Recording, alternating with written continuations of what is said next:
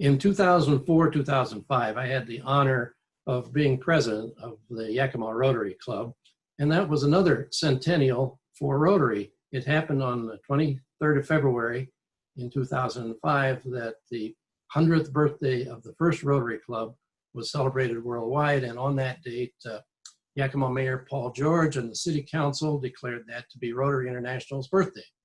So I'm now enjoying my second centennial of Rotary.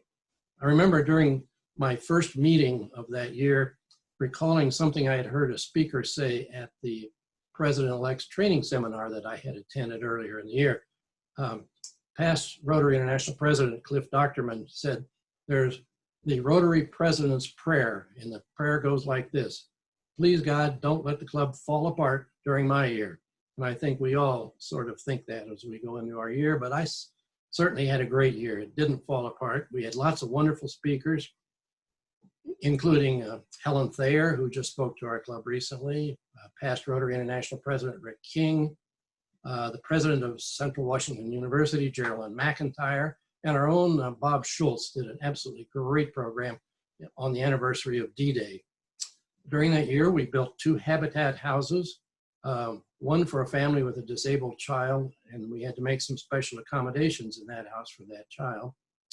We contributed financially to the William O. Douglas statue that was dedicated that year at Davis High School. We built a picnic shelter at Kiwanis Park, and Operation Harvest collected 91,000 pounds of food and $20,000 in cash. Steve Altmayer from our club led a rotoplast trip to Guatemala, and we had an auction that year when we raised $200,000.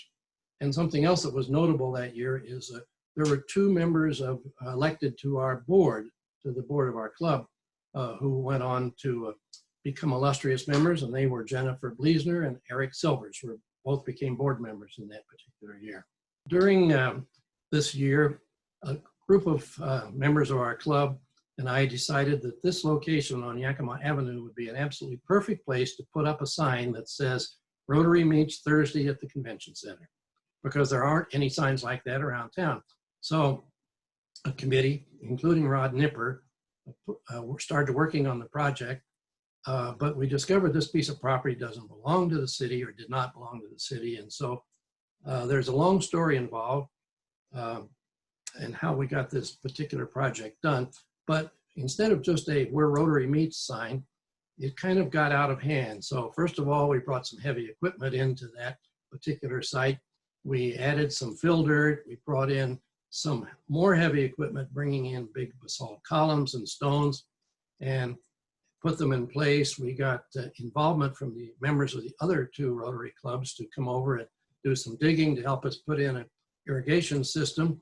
Rod Nipper carefully measured where we were going to put the plants on the site.